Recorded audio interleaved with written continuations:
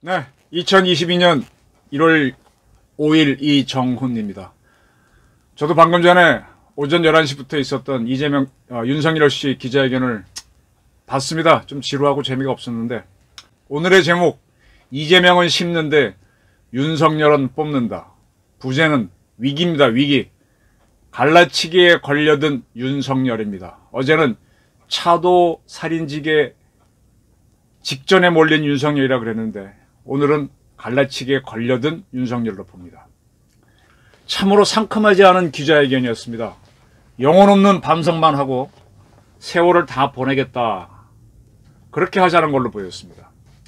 새 출발하겠다라는 것 같은데 지금 새 출발할 때입니까? 이게 제가 이렇게 조직 생활을 쭉 하면서 또 관찰자로서 이것저것 보면서 많은 사람들이 착각하는 게, 제가 국제정치에서 미스퍼셉션이라는 개념을 말씀드린 적이 있습니다. 한번 했다가 실패했는데 그 실패한 정책을 다시 펼 수 있는 상황이 오면 이번에는 될 줄 알고 큰 기대를 했다가 또 실패하는 거. 저비스 교수가 정의한 미스퍼셉션, 국제정치학에.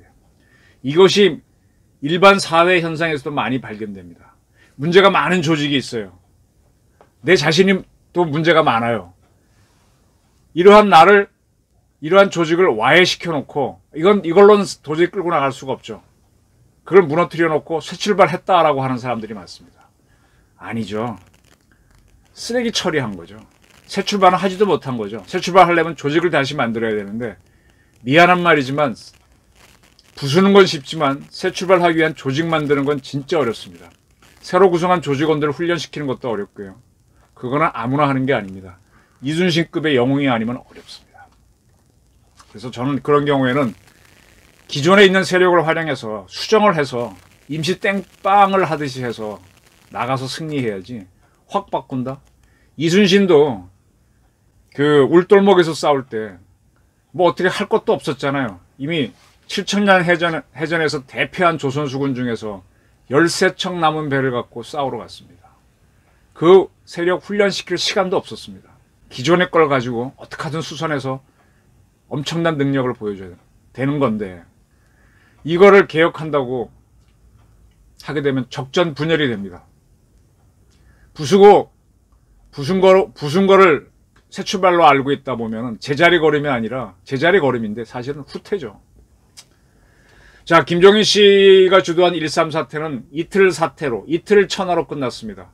갑심정변이 3일 천하였는데, 그러면 김종인 씨가 했던 거를 쿠데타라고 많이 얘기하더라고요. 저도 그렇게는 보고는 있었지만, 그러면 이거는 신축정변인가요?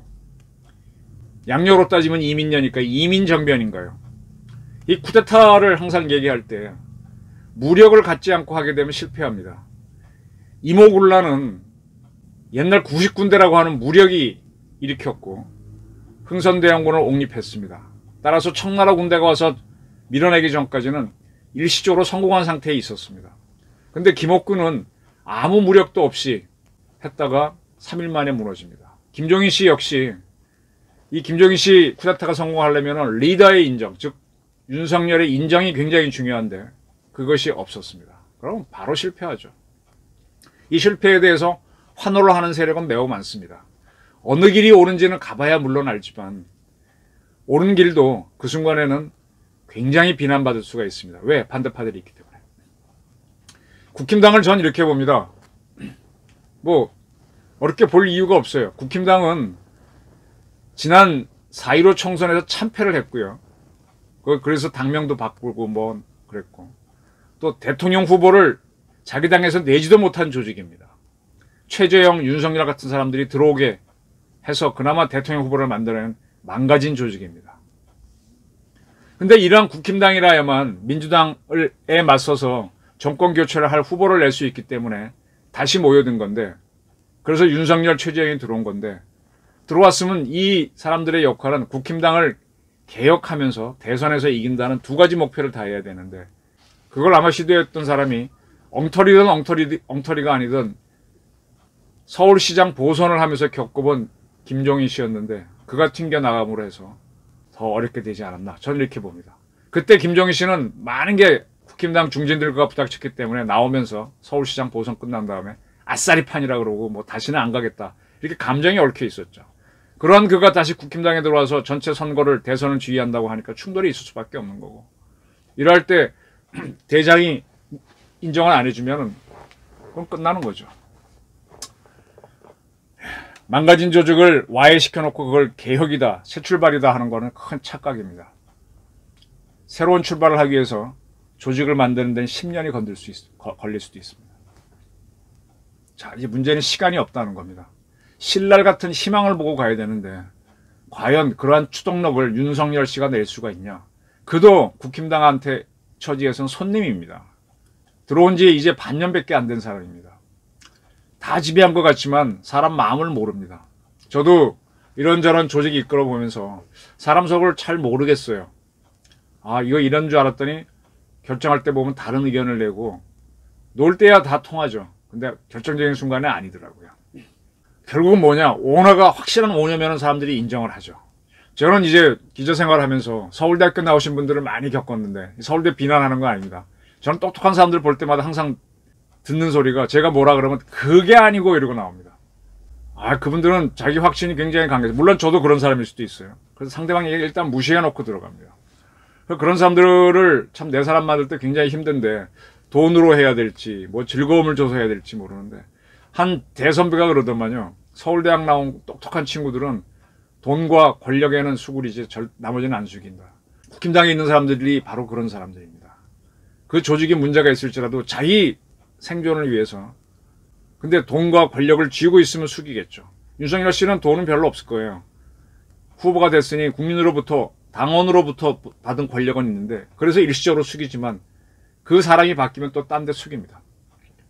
그런 사람들을 다 묶어서 화학적으로 엮어내서 가는 게 정치입니다. 저는 이 정치가 참 어렵다고 봅니다. 왜? 군이나 신문사에서 또는 공무원이나 검찰이나 이런 데에서는요, 상명하복을 강요하는 조직 체계가 있습니다. 뭐 누가 위계 질서가 있어서 어쨌든 그걸 안 따르면 벌을 받습니다. 군에서는 명령 불복종제가 따로 딱 있습니다. 그래서 무조건 지휘관이 어리석어도 따라야 된다, 그런 원칙이 있습니다. 정치판에는 그런 게 없습니다. 옛날 YSDJ처럼 정치장을 만들어 나눠준다 그러면 상명하복이 되겠지만, 그렇지 않은 상태에서는 뜻만 맞아서 모인 거거든요. 그래서 뜻이 맞으면 자기 돈 써가면서 열심히 하고 아이디어를 내지만, 틀리면 그냥 바로 빠져나옵니다. 상명하복 강요하는 법률도 없고 내규도 없습니다. 검찰총장을 할 때 윤석열 씨는 아주 간단하게 전국의 검찰을 다 움직였습니다. 그러나 검찰은 상명하복이라고 하는 위계 질서가 강한 조직이죠. 그리고 정권 교체를 바라는 국민들이 많아서 대통령 후보가까지 됐지만, 과연 국힘당 조직으로 할 수 있느냐 의심스러웠는데 국힘당 조직으로 하겠다는 쪽으로 돌아갔습니다. 이렇게 될 경우에는 이 정당이 힘이 없을 거면 리더가, 후보가 헌신적인 투쟁을 해야 됩니다. 국민들은 그가 목숨을 걸고 투쟁을 할 때, 그럴 때 국힘당을 움직이게 할 수 있겠죠. 국민들이 뭐하냐?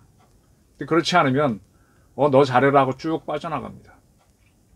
지금 윤석열 씨 기자회견 보면서 김건희 씨가 상당히 힘들어한다, 요양을 할 정도라고 하는데, 이런 상황에서 전부를 걸 수 있겠나? 저는 윤석열 씨가 외로워질 수 있다고 봅니다. 이런 얘기가 있습니다. 제 친구가 하는 말인데, 사기를 당하지 않으려면 나를 사기칠 수 있는 사기꾼을 내 옆에 갖다 놔라. 배신할 사람, 배신을 할 가능성이 있는 사람일수록 내 측근으로 둬야 됩니다. 그래야 배신을 못하고 사기를 못 칩니다.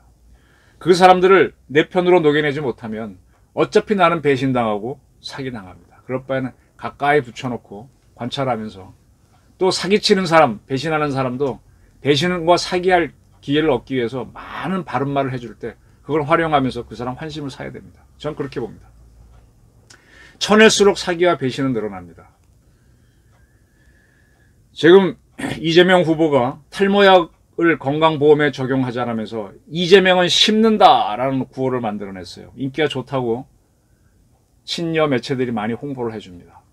그걸 바라보면서 저는 천에는 윤석열은 뽑는다라고 봅니다. 군은요, 검찰과 다릅니다.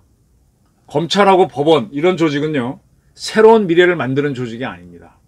기존의 법에, 기존 법을 갖고 있다가 뭔 일이 생기면 그걸 갖다 대갖고 처벌을 하거나 뭐 이렇게 하는 조직입니다. 그래서 검찰이나 법원은 미래를 그리지 않습니다.